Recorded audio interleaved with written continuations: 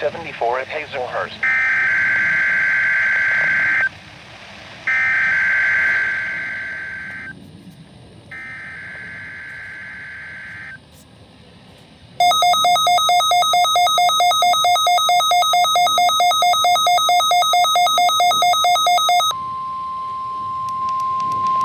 The preceding signal was a test of the no-weather radio all-hazards station WWH-25 public warning system.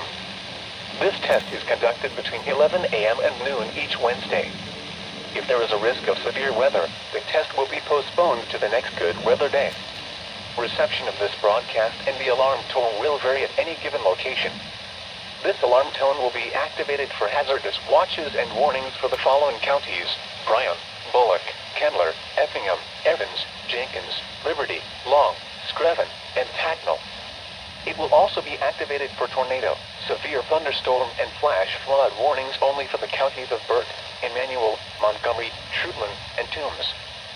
This concludes the weekly test of the no-weather radio all-hazards station WWH-25 by the National Weather Service Office in Charleston, South Carolina.